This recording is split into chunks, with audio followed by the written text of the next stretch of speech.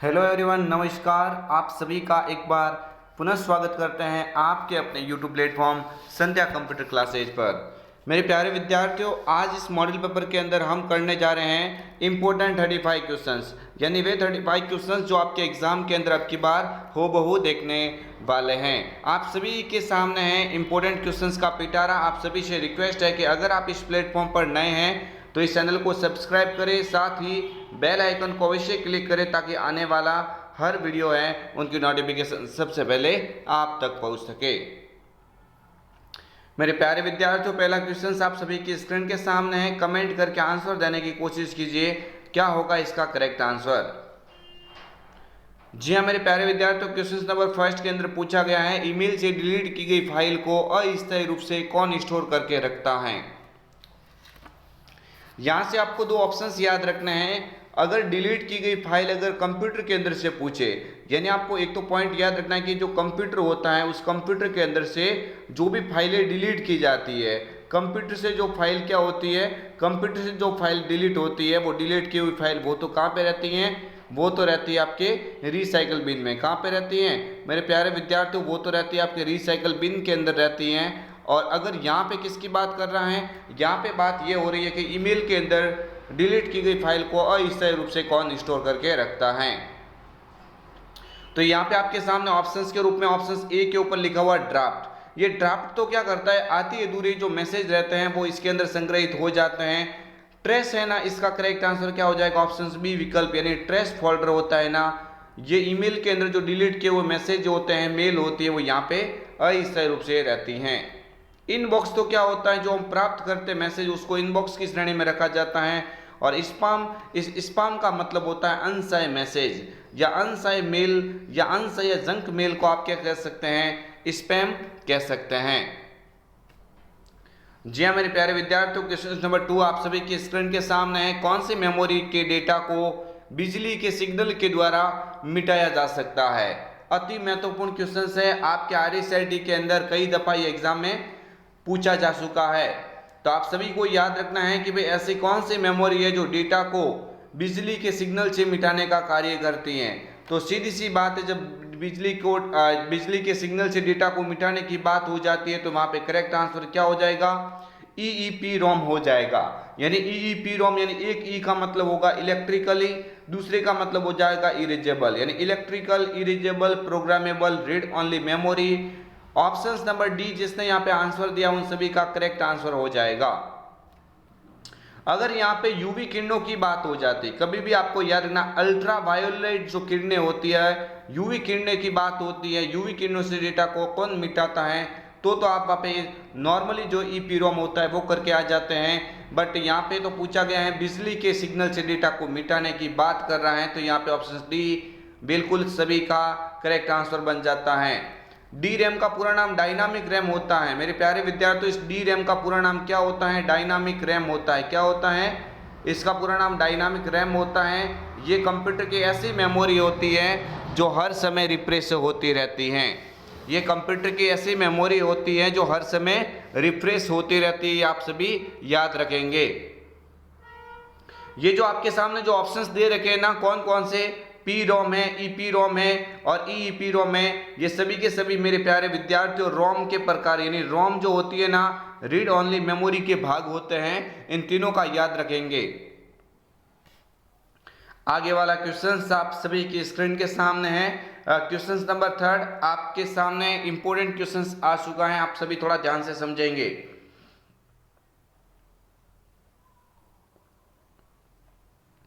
जी हाँ मेरे प्यारे विद्यार्थियों, क्वेश्चन नंबर 3 आपकी स्क्रीन के सामने। विंडोज 10 में किसी भी ऑब्जेक्ट का स्क्रीनशॉट लेना चाहते हैं तो स्क्रीनशॉट लेने के लिए आप किसका उपयोग करेंगे।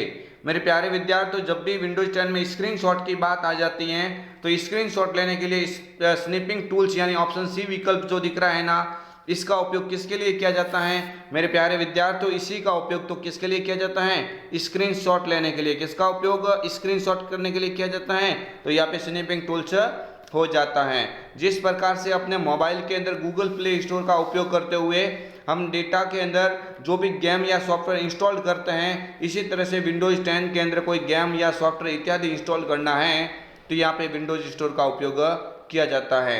ये कोर्टाना होता है ना मेरे प्यारे विद्यार्थियों, कोर्टाना क्या होता है, तो कोर्टाना तो एक वॉइस पावर्ड पर्सनल असिस्टेंट होता है। इसके द्वारा कोई बोल के सर्च किया जा सकता है और इसको सर्च बॉक्स की श्रेणी में रखा जाता है। हमारे द्वारा जो मैथमेटिकल जो प्रॉब्लम्स होती है, उस मैथमेटिकल प्रॉब्लम्स जो क्रिएट होती है उनको ऑटोमेटिकली सॉल्व करने का कार्य तो कौन करता है, मैथ इनपुट पैनल करता है। इन सभी का आप थोड़ा याद रखिएगा। नेक्स्ट आगे वाला क्वेश्चन आप सभी की स्क्रीन के सामने है। क्वेश्चंस काफी बेहतरीन है और इन बेहतरीन क्वेश्चंस को अब की बार आप एग्जाम के अंदर अवश्य देख पाएंगे। जी हाँ मेरे प्यारे विद्यार्थियों, आप सभी को याद रखना है ये क्वेश्चंस आपके एग्जाम के अंदर कई बार बना हुआ है कि पोर्ट्रेट और लैंडस्केप क्या होता है। महत्वपूर्ण क्वेश्चन है। पोर्ट्रेट का मतलब होता है पेज को ऐसे खड़े रखना, यानी पेज को ऐसे खड़े रखना, और एक होता है पेज को इस तरह से हॉरिजॉन्टली के रूप में रखा जाता है। तो आप सभी को याद रखना है कि ये दो तरह से पेज के क्या होते हैं, ओरिएंटेशन होते हैं मेरे प्यारे विद्यार्थियों, पोर्ट ओरिएंटेशन होते हैं। तो यहाँ पे ऑप्शन सी विकल्प है। सभी जिसने भी ऑप्शन सी पे यहाँ पे क्लिक किया है उन सभी का यहाँ पे बिल्कुल करेक्ट आंसर बन जाता है। नेक्स्ट क्वेश्चन आप सभी के स्क्रीन के सामने आ रहा है। सभी विद्यार्थी कमेंट करके बताएंगे क्या होगा इसका करेक्ट आंसर। कमेंट कीजिए मेरे प्यारे विद्यार्थियों, इसका आंसर बताने की कोशिश कीजिए।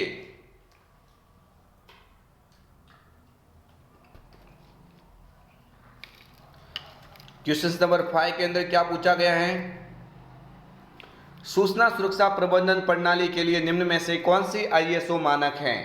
अति महत्वपूर्ण क्वेश्चन से आपके आरएसएट एग्जाम के अंदर अब की बार देखने को मिल सकता है। जी हाँ मेरे प्यारे विद्यार्थियों, जब आपके सूचना सुरक्षा प्रबंधन प्रणाली की बात होती है तो वहाँ पे आप इसमें से 27001 वाला जो ऑप्शन डी विकल्प दिख रहा है ये इसका क्या बन जाता है, बिल्कुल करेक्ट आंसर बन जाता है। आप सभी को याद रखना है इस आईएसओ का पूरा नाम क्या होता है, इंटरनेशनल स्टैंडर्ड ऑर्गेनाइजेशन होता है।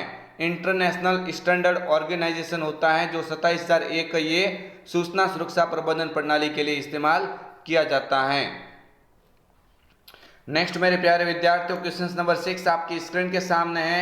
विंडोज 10 में ब्राइटनेस, स्पीकर, वॉल्यूम, बैटरी, इन सभी की स्थिति, इसमें जैसे कि स्थिति के अलावा वायरलेस, स्क्रीन रेजुलेशन, ये जो आदि जो विकल्प आपके सामने दिखाई दे रहे हैं ये सब विकल्प कौन सा ऑप्शंस प्रदान करता है। मेरे प्यारे विद्यार्थियों, आपके आरएसआईटी के अंदर ये कई बार एग्जाम में ऑलरेडी पूछा जा चुका है। आप इन क्वेश्चंस को थोड़ा याद रख के जाना। ये बात किसकी कर रहा है मेरे प्यारे विद्यार्थियों, ये बात तो किसकी कर रहा है, विंडोज मोबिलिटी सेंटर। कहाँ पे लिखा हुआ, ऑप्शन सी, यानी जिसने यहाँ पे ऑप्शन सी के ऊपर यहाँ पे क्लिक किया, कमेंट किए हैं, उन सभी विद्यार्थियों के यहाँ पे क्या बन जाता है, करेक्ट आंसर बन जाता है। नेक्स्ट आगे वाला क्वेश्चन आप सभी की स्क्रीन के सामने है। क्वेश्चन नंबर 7, विंडोज 10 में वेब ब्राउजर के रूप में किसका उपयोग किया जाता है। देखिए मेरे प्यारे विद्यार्थियों, विंडोज 10 यहाँ पे क्यों पूछा गया, हालांकि ये क्वेश्चन थोड़ा याद रख लेना कि अभी वर्तमान में आपकी बुक्स में भले कुछ भी लिखा हुआ हो, अभी वर्तमान के अंदर अगर विंडोज का सबसे नवीनतम वर्जन पूछे, विंडोज का क्या पूछे, विंडोज का सबसे नवीनतम वर्जन पूछे, विंडोज का सबसे नवीनतम वर्जन पूछे, नया वर्जन पूछे, तो कौन सा होता है, विंडोज 11 है। ये आप थोड़ा याद रखेंगे। आरईसीटी बुक्स के अंदर क्या लिखा हुआ है, विंडोज 10 लिखा हुआ है, लेकिन अभी लेटेस्ट कौन सा चल रहा है, विंडोज 11। तो यहाँ पे फिलहाल आपको याद रखना है विंडोज 10, इसलिए बार बार बात हो रही है क्योंकि आपके आरईसीटी किताब के अंदर अभी विंडोज 10 को अपडेट नहीं किया गया है। विंडोज 10 में वेब ब्राउजर के रूप में किसका इस्तेमाल किया जा रहा है, तो आप सभी याद रखेंगे उसका नाम माइक्रोसॉफ्ट एज है। इस माइक्रोसॉफ्ट एज का अगर विंडोज 7 के अंदर नाम पूछा गया हो तो आप थोड़ा वहां पे ध्यान रखिएगा, इंटरनेट एक्सप्लोरर था। जी हाँ मेरे प्यारे विद्यार्थियों, नेक्स्ट क्वेश्चंस की ओर बढ़ते हैं। एमएस वर्ड में बनाई गई फाइल का डिफॉल्ट नाम क्या होता है। यहाँ से आपको थोड़ा याद रखना है कि भाई जो एमएस एक्सेल का पूछा गया है, एमएस वर्ड का पूछा गया है या एमएस पावर पॉइंट का पूछा गया है, मैं सभी को लेके चल रहा हूँ। आप सभी को याद रखना है कि अगर आपको एमएस वर्ड का पूछे, एमएस वर्ड का पूछे तो क्या होता है, डॉक्यूमेंट फर्स्ट होता है। एमएस वर्ड का पूछे तो डॉक्यूमेंट फर्स्ट होता है। अगर एक्सेल का पूछे, थोड़ा ध्यान दीजिएगा, अगर एक्सेल का पूछे तो बुक फर्स्ट होता है। क्या होता है, बुक फर्स्ट होता है, किसका, एक्सेल का। और अगर आपके सामने पावर पॉइंट का पूछे, किसका पूछे, पावर पॉइंट का पूछे तो पावर पॉइंट का क्या होता है, आप याद रखिएगा प्रेजेंटेशन फर्स्ट होता है। क्या होता है? प्रेजेंटेशन फर्स्ट होता है। ये किसका होता है? ये पावर पॉइंट का होता है। नेक्स्ट क्वेश्चन आप सभी की स्क्रीन के सामने है। मेरे प्यारे विद्यार्थियों, कमेंट करके आंसर बताने की कोशिश कीजिए। पैराग्राफ को दाएं या बाएं मार्जिन से दूर ले जाने को खाली जगह में संदर्भित करता है। जब भी आप डॉक्यूमेंट को काम में लेते हैं तो पैराग्राफ को दाएं और बाएं मार्जिन से दूर ले जाने की प्रक्रिया को इंडेंटिंग कहा जाता है। मेरे प्यारे विद्यार्थियों, इंडेंटिंग दो प्रकार की होती है। एक तो होता है इंक्रीज इंडेंट। क्या होता है? एक तो होता है इंक्रीज इंडेंट और एक होता है डिक्रीज इंडेंट। एक तो क्या होता है? इंक्रीज इंडेंट और एक क्या होता है? Decrease indent. ये दोनों आपको याद रखना है। इंक्रीज का मतलब लेवल को बढ़ाना और डिक्रीज का मतलब क्या होता है? कम करना होता है। नेक्स्ट आगे वाला क्वेश्चन नंबर 10, निम्न में से एंटीवायरस का उदाहरण नहीं है। बहुत ही अच्छा क्वेश्चन है, आपके एग्जाम में कई बार ये ऑलरेडी पूछा जा चुका है। सभी विद्यार्थियों से रिक्वेस्ट है कि आप इस चैनल के ऊपर नए हैं तो चैनल को सब्सक्राइब करें, साथ ही बेल आइकन को अवश्य क्लिक करें ताकि आने वाले हर वीडियो की नोटिफिकेशन सबसे पहले आप तक पहुंच सके। आप इस वीडियो को ज़्यादा से ज़्यादा शेयर करें ताकि जो भी अन्य विद्यार्थी है उन तक भी इस कंटेंट को पहुंचाया जा सके, उनको भी अच्छी हेल्प मिल सके। क्वेश्चन नंबर 10 को थोड़ा ध्यान से पढ़ेंगे। इनमें से कौन सा एक एंटीवायरस का उदाहरण नहीं है? मेरे प्यारे विद्यार्थियों, नॉर्टन तो होता है, कैस्पर एस्केप भी होती है, क्विक हिल भी होता है, लेकिन जो नेट एस्केप नेविगेटर लिखा हुआ ये क्या है? तो फिर आपको याद रखना है नेट एस्केप नेविगेटर, ये तो वेब ब्राउजर का उदाहरण होता है। किसका उदाहरण होता है? वेब ब्राउजर का उदाहरण होता है। यानी कि आपको याद रखना है ऑप्शन बी विकल्प, जिसने भी आप एक कमेंट टाइप की है उन सभी का यहाँ से क्या बन जाता है? करेक्ट आंसर बन जाता है। नेक्स्ट बढ़ेंगे आगे वाले क्वेश्चंस की और मेरे प्यारे विद्यार्थियों, क्वेश्चन नंबर 11 जो आपकी स्क्रीन के सामने दिख रहा है काफी ही महत्वपूर्ण क्वेश्चंस है। सभी विद्यार्थी जो बाद में इस सेशन के साथ में जुड़े हैं उन सभी को संध्या कंप्यूटर की ओर से होने वाले आरएसआईटी मुख्य परीक्षा के लिए best of luck. Data point की वास्तविक वैल्यू क्या कहलाती हैं? आप सभी थोड़ा ध्यान दीजिए। डेटा पॉइंट कभी पूछा गया है आपके एग्जाम में, कई दफा ये एग्जाम में कई बार ऑलरेडी पूछा जा चुका है। तो डेटा पॉइंट की वास्तविक वैल्यू होती है ना, वो क्या कहलाती हैं? वो डेटा लेबल्स कहलाती है। ये इंपॉर्टेंट क्वेश्चन है, आप इसको याद रख के जाना कि डेटा पॉइंट की वास्तविक वैल्यू को क्या कहा जाता है। तो आप हमेशा याद रखेंगे डेटा लेबल्स कहा जाता है। अगर आपको प्लॉट एरिया, जो आपके 60 एलिमेंट के पीछे जो प्लॉट एरिया दिखाई देता है उसमें जो ऐसे श्रृंखला होती है, ऐसे तिरछी और ऐसे खड़ी लाइनें होती है, उनको ग्रिड लाइन कहा जाता है। जबकि जो किसी भी चार्ट को बनाते समय जो अलग अलग कलर में के अंदर जो आंकड़े को प्रदर्शित किया जाता है वो लीजेंड का कार्य होता है। ये तीनों अति महत्वपूर्ण क्वेश्चंस बन जाते हैं आपके एग्जाम के अंदर। क्वेश्चन नंबर 12 आपकी स्क्रीन के सामने, वह कौन सा डिवाइस है जो एनालॉग सिग्नल को डिजिटल सिग्नल में परिवर्तित करता है? आपके आरएसआईटी यूनिट नंबर जो 4 से लिया गया क्वेश्चन है, अति महत्वपूर्ण क्वेश्चन कह सकते हैं। कई बार ये एग्जाम में सीधा सीधा पूछा गया है।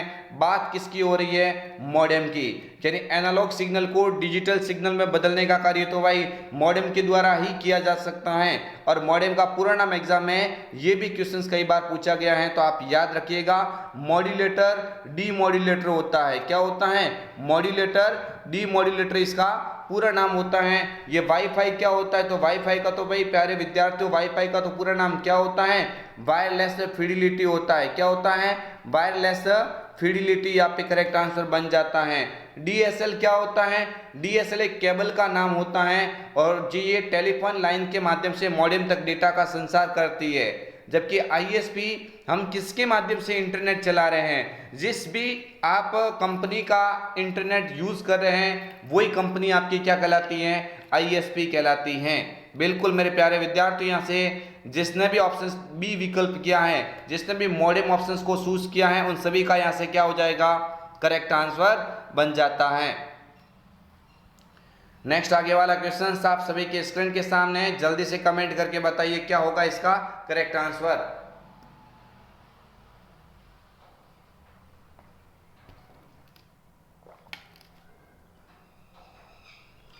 क्वेश्चन नंबर 13 आपकी स्क्रीन के सामने है। पेपर पर बनी लाइनों और लाइनों के बीच खाली स्पेस पेपर पर बनी लाइन और लाइनों के बीच के खाली स्पेस को विशेष चिन्हों से पढ़ने के लिए प्रयोग किया जाता है। बिल्कुल बात अच्छी हो रही है। यहाँ पे जो खड़ी लाइनें होती है, इस तरह से आपने बहुत सारे यहाँ पे प्रोडक्ट्स देखे होंगे, उस प्रोडक्ट्स के ऊपर इस तरह से जो खड़ी लाइनें होती हैं, उन खड़ी लाइनों को हम थोड़ी नहीं पढ़ सकते। बिल्कुल भाई, इसको तो हम नहीं पढ़ सकते हैं। तो आप सभी को याद रखना है कि इसको पढ़ने के लिए एक विशेष मशीन का उपयोग किया जाता है और इसको कहा जाता है बार कोड। इसको क्या कहा जाता है? बार कोड कहा जाता है। इसी बार कोड को पढ़ने के लिए एक मशीन बनाया गया जिसका नाम BCR होता है, यानी बार कोड रीडर होता है। बैंकों के अंदर अगर इंपॉर्टेंट जो दस्तावेज होते हैं उनको जांचने के लिए MICR यानी मैग्नेटिक इंक कैरेक्टर रिकॉग्निशन इसका पूरा नाम होता है, ये डिवाइस इस्तेमाल किया जाता है। अगर आपके एग्जाम में ये पूछा जाए कि ऐसा कौन सा इनपुट डिवाइस है जो हाथों के द्वारा लिखे गए टेक्स्ट का इलेक्ट्रॉनिक रूपांतरण करता है, तो वहाँ पे OCR करके आ जाना। और OMR तो आप सभी को मालूम ही है, पेन अथवा पेंसिल से बने गए निशान को स्कैन करके कौन पढ़ता है? OMR पढ़ता है। इन सभी का थोड़ा थोड़ा ऑप्शंस याद रख के जाना, ये सभी के सभी इंपॉर्टेंट है। और आप इतना याद रख लेना, ये सभी जो ऑप्शंस दिख रहे हैं ना, ये सभी इनपुट डिवाइस के उदाहरण होते हैं। जी हाँ मेरे प्यारे विद्यार्थियों, आगे बढ़ते हैं। क्वेश्चन नंबर 14 आप सभी की स्क्रीन के सामने है। काफी अच्छे फ्रेंड्स स्टूडेंट हैं यहाँ पे जिनके आंसर लगातार बेहतरीन और करेक्ट होते जा रहे हैं। आप सभी से रिक्वेस्ट है कि आप भी अपनी तैयारी को थोड़ा बेहतरीन कीजिए इस चैनल के साथ में जुड़ते हुए। इंटरनेट एक्सेस करने के लिए निम्न में से कौन आवश्यक है? जब भी आप इंटरनेट चलाना चाहते हैं तो आपके पास में क्या क्या होना आवश्यक होता है? इंटरनेट सेवा भी आवश्यक होती है, आपके पास मॉडेम भी होना चाहिए और कोई चलाने के लिए वेब ब्राउजर भी होना चाहिए। मीन्स यहाँ पे जिसने भी उपरोक्त सभी डी विकल्प को सुना है उन सभी का करेक्ट आंसर बन जाता है। नेक्स्ट आगे वाला क्वेश्चन आप सभी की स्क्रीन के सामने, मैं बार बार नहीं बोलूंगा। जो भी इस सेशन के साथ में जो व्यक्ति नया जुड़ा है उन सभी से रिक्वेस्ट है, आप इस चैनल के ऊपर नए हैं तो चैनल को अवश्य सब्सक्राइब करें और बेल आइकन पे भी क्लिक करें ताकि आने वाले जो भी नई वीडियो हैं उनकी नोटिफिकेशन तुरंत आप तक पहुंच सके। क्वेश्चन नंबर 15 के अंदर क्या लिखा हुआ है? ये एक प्रोटोकॉल है। मेरे प्यारे विद्यार्थियों, प्रोटोकॉल्स क्या होता है?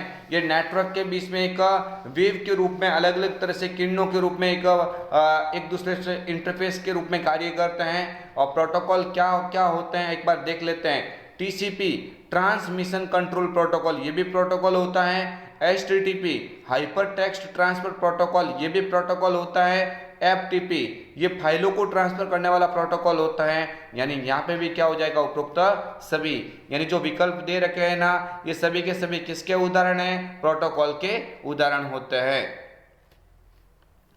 नेक्स्ट मेरे प्यारे विद्यार्थियों, क्वेश्चन नंबर 16 आप सभी की स्क्रीन के सामने है। निम्न में से कौन सा ईमेल से संबंधित फोल्डर नहीं है?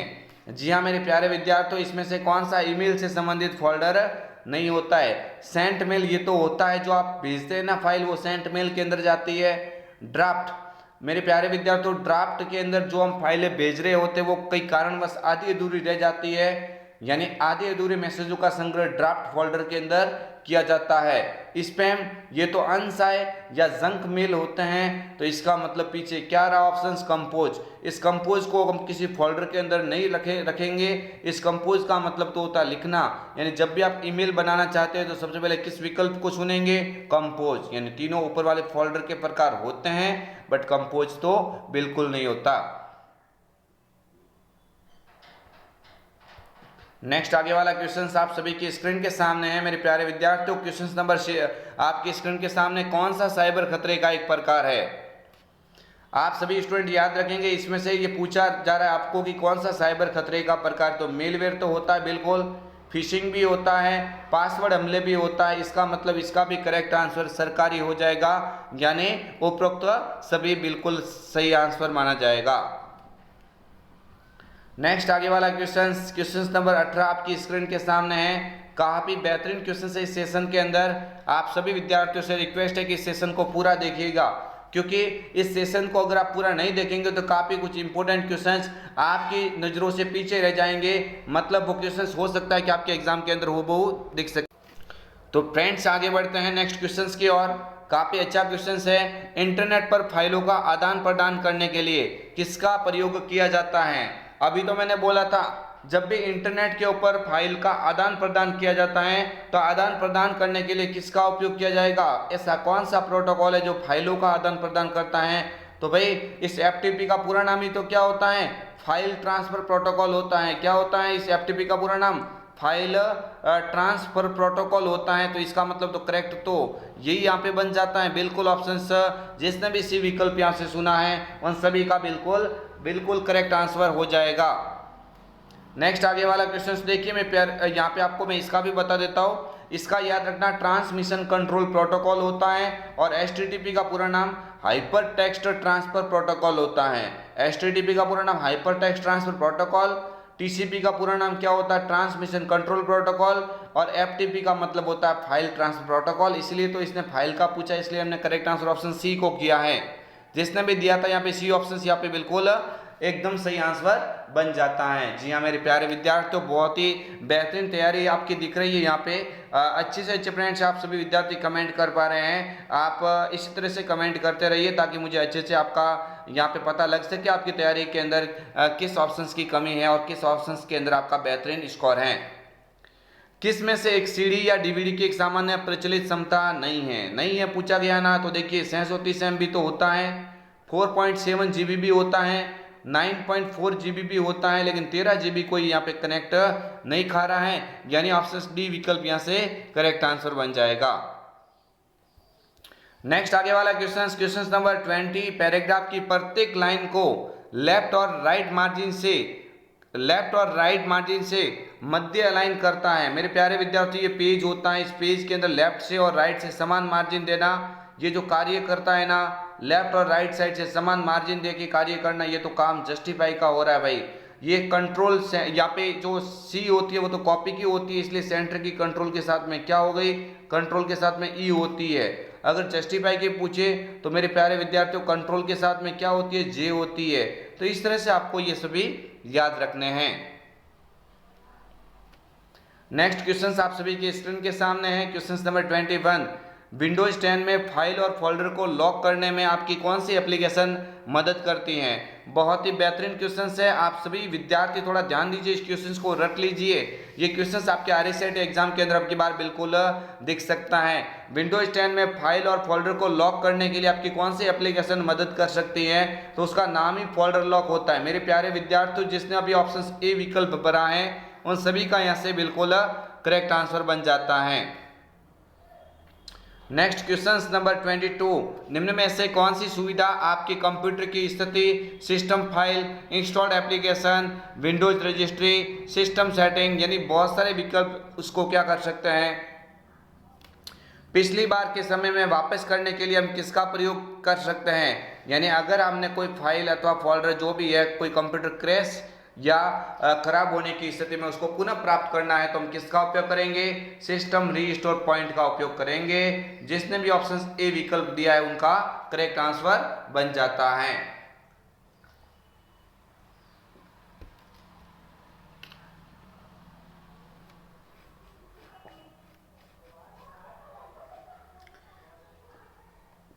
यहाँ पे क्वेश्चन नंबर 23 है और सभी विद्यार्थियों से मैं रिक्वेस्ट करूंगा इस क्वेश्चन का आंसर देने की कोशिश करें। जी हाँ मेरे प्यारे विद्यार्थियों, बताएंगे 23 नंबर क्वेश्चन का आंसर क्या होगा? किस सॉफ्टवेयर का उपयोग पीडीएफ फाइल को देखने के लिए किया जाता है? जो भी पीडीएफ की फाइलें होती है ना, वो किस में लोड होती है? पहली बात तो आप इतना याद रखिएगा कि इस पीडीएफ का पूरा नाम क्या होता है। ये भी एग्जाम में कई बार सीधा सीधा पूछा गया है। इस पीडीएफ का पूरा नाम क्या होता है? मेरे प्यारे विद्यार्थियों, पीडीएफ तो आप हमेशा यूज करते हैं ना। पीडीएफ का पूरा नाम क्या होता है? जल्दी से बताइए। पीडीएफ का पूरा नाम तो क्या होता है? पीडीएफ का पूरा नाम बताने की कोशिश करें। पोर्टेबल डॉक्यूमेंट फॉर्मेट होता है। जी हाँ मेरे प्यारे विद्यार्थियों, पीडीएफ का पूरा नाम कोई पूछे आपको तो क्या होता है? पोर्टेबल डॉक्यूमेंट फॉर्मेट होता है। क्या होता है? Portable document format. ये किसका पूरा नाम है? ये पीडीएफ का पूरा नाम है। ये भी एग्जाम में कई बार पूछा गया है। तो पीडीएफ फाइलों को देखने के लिए, लोड करने के लिए एडोब रीडर जो विकल्प सी ऑप्शन दिख रहा है वो आपका बिल्कुल ही करेक्ट आंसर बन जाएगा। नेक्स्ट बढ़ेंगे आगे वाले क्वेश्चंस की और। विंडोज 10 में खाली जगह आवाज संचालित निजी सहायक हैं। मेरे प्यारे विद्यार्थियों, आप इसमें से कौन सा विकल्प देख रहे हैं जो एक आवाज संचालक के रूप में कार्य करता है, जहां पे बोल के कुछ सर्च किया जा सकता। अभी तो आपको बिल्कुल हिंट मिल गई है, शानदार। जी हाँ मेरे प्यारे विद्यार्थियों, कोर्टाना की बात हो रही है। ऑप्शन ए विकल्प जिसने भी भरा है उन सभी का यहाँ से करेक्ट आंसर बन जाता है। ये टास्क बार मेरे प्यारे विद्यार्थियों, डेस्कटॉप के सबसे नीचे वाली जो बार होती है ना, उसी को टास्क बार कहा जाता है। माइक्रोसॉफ्ट एज तो मैंने अभी बताया था ना, एक वेब ब्राउजर का उदाहरण है जो विंडोज 10 के साथ में लॉन्च होता है। नेक्स्ट क्वेश्चन आप सभी की स्क्रीन के सामने 25 नंबर, सीडी या डीवीडी पर डेटा जैसे संगीत, फोटो, दस्तावेज आदि लिखने की प्रक्रिया को आमतौर पर क्या कहा जाता है। अति महत्वपूर्ण क्वेश्चन आरएसआईटी के अंदर बिल्कुल अब की बार दिखने को मिल सकता है। या तो बूटिंग बनता है या बर्निंग बनता है। बूटिंग का मतलब क्या होता है, किसी कंप्यूटर को स्टार्ट या रीस्टार्ट करना बूटिंग कहलाता है। या फिर बनेगा बर्निंग।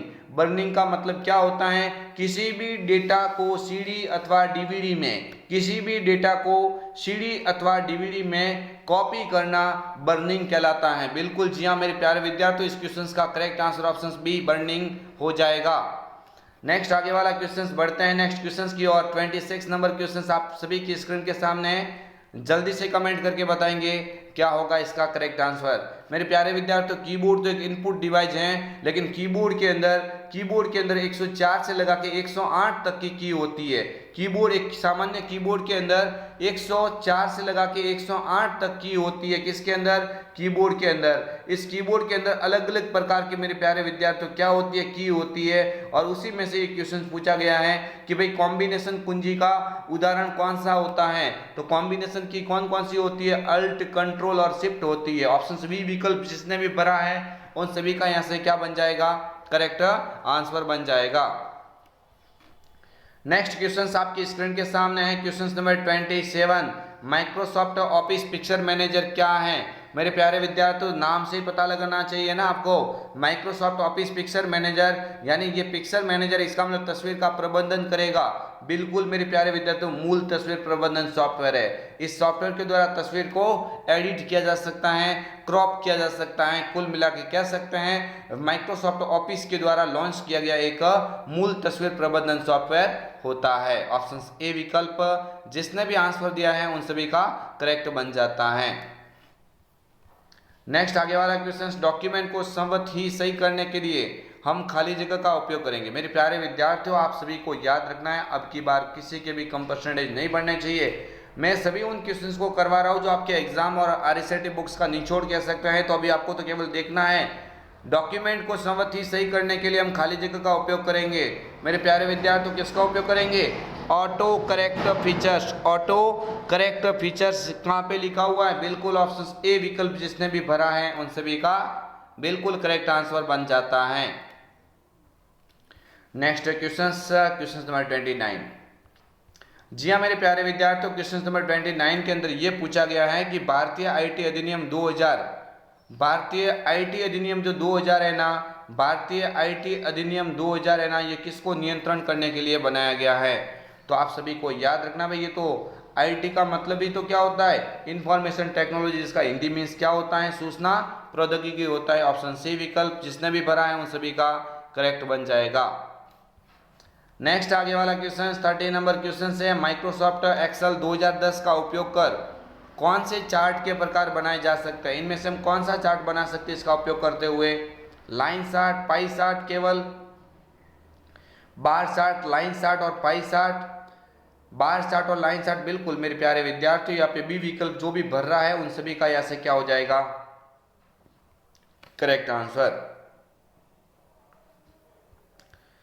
नेक्स्ट बढ़ेंगे आगे वाले क्वेश्चंस की और 31 क्वेश्चन नंबर 31 के अंदर मेरे प्यारे विद्यार्थियों ये क्या पूछा गया है, थोड़ा ध्यान से समझेंगे। प्रिंट करने से पूर्व एक दस्तावेज कैसा दिखेगा? भाई प्रिंट निकालने से पूर्व ही हम दस्तावेज को देखना चाहते हैं कि ये कैसा दिखेगा। ये जानने के लिए कौन सा कमांड उपयोग में लिया जाता है? प्रिंट बाहर निकलने के बाद में तो क्या कर सकते, कुछ नहीं कर सकते। प्रिंट निकालने से पहले हमें ये देखना है कि भाई पेज कैसा बाहर आएगा। तो ये प्रिंट पूर्वावलोकन कह सकते हैं। इसी प्रिंट पूर्वावलोकन को इंग्लिश में कहा जाता है प्रिंट प्रीव्यू। क्या कहा जाता है? प्रिंट प्रीव्यू, प्री का मतलब पहले और व्यू का मतलब देखना, यानी प्रिंट निकालने से पहले देखना, प्रिंट पूर्वावलोकन या प्रिंट प्रीव्यू कहलाता है। नेक्स्ट आगे वाला क्वेश्चन, ईपीडीएस का पूरा नाम बताइए। मेरे प्यारे विद्यार्थियों, खाद्य की कमी से निपटने के लिए राजस्थान सरकार द्वारा बनाया गया एक ऐप कह सकते हैं, एक प्रणाली कह सकते हैं, जिसका नाम है ईपीडीएस। इसी ईपीडीएस का पूरा नाम पूछा गया। दोस्तों यहाँ पे करेक्ट आंसर क्या हो जाएगा, इलेक्ट्रॉनिक पब्लिक डिस्ट्रीब्यूशन सिस्टम। जिसने भी ई विकल्प यहाँ से सिलेक्ट किया है उन सभी का बिल्कुल करेक्ट आंसर बन जाता है। नेक्स्ट बढ़ेंगे आगे वाले क्वेश्चंस की ओर। आईआरसीटीसी एसएमएस सर्विस किस नंबर पर उपलब्ध है? मेरे प्यारे विद्यार्थियों, आईआरसीटीसी का पूरा नाम क्या होता है? Indian railway catering tourism and corporation. भारतीय रेल का होता है ना, भारतीय रेल के ऊपर जो एसएमएस की सर्विस होती है ना, वो किस नंबर पर उपलब्ध है? तो आप बोल देना 139 लिखा हुआ है ना, ऑप्शन बी विकल्प यहाँ से बिल्कुल करेक्ट आंसर बन जाता है। एक तो आप ये हेल्पलाइन नंबर याद रख लेना और एक आप याद रख लेना राज संपर्क, यानी राजस्थान संपर्क होता है ना, जिसके ऊपर हम शिकायत दर्ज करते हैं। राजस्थान संपर्क के ऊपर शिकायत दर्ज करने के लिए हेल्पलाइन नंबर क्या होते हैं? तो आप बोलना 181। क्या होते हैं? 181 होता है। यहाँ से ऑप्शन फिलहाल 2 नंबर जो है ना 139 यहाँ से करेक्ट आंसर बन जाता है। नेक्स्ट आगे वाला क्वेश्चन, निम्न में से किस अवसर पर राष्ट्रीय मतदाता सेवा पोर्टल की शुरुआत की गई? तो सीधी सी बात है, राष्ट्रीय मतदाता सेवा पोर्टल की शुरुआत कब करेगा? राष्ट्रीय मतदाता दिवस के ऊपर ही तो करेगा। बिल्कुल ऑप्शन बी विकल्प यहाँ से करेक्ट आंसर बन जाएगा। नेक्स्ट आगे वाला क्वेश्चन आप सभी की स्क्रीन के सामने। मेरे प्यारे विद्यार्थियों, राजस्थान जन आधार योजना के संदर्भ में डीबीटी का पूरा नाम बताइए। बहुत ही अच्छा क्वेश्चन है। डीबीटी क्या होता है? जो भी सरकार का जो पैसा होता है, जो लाभ होता है, सीधा उस अकाउंट के अंदर चला जाता है, जिसको कहा जाता है डायरेक्ट। सीधा मतलब डायरेक्ट हो जाएगा, यानी डायरेक्ट बेनिफिट ट्रांसफर। कहाँ पे लिखा हुआ है? ऑप्शन सी विकल्प करेक्ट आंसर बन जाएगा। और इस मॉडल पेपर का सबसे अंतिम क्वेश्चन 36 नंबर क्वेश्चन है। सभी आंसर देने की कोशिश कीजिए। किस नेटवर्किंग साइट को माइक्रो ब्लॉगिंग कहा जाता है? अति महत्वपूर्ण क्वेश्चन है आपके आरएसआईटी का, मोस्ट इंपोर्टेंट क्वेश्चन है भाई। माइक्रो ब्लॉगिंग तो किसको कहा जाता है? ट्विटर को कहा जाता है। किसको कहा जाता है? ट्विटर को कहा जाता है।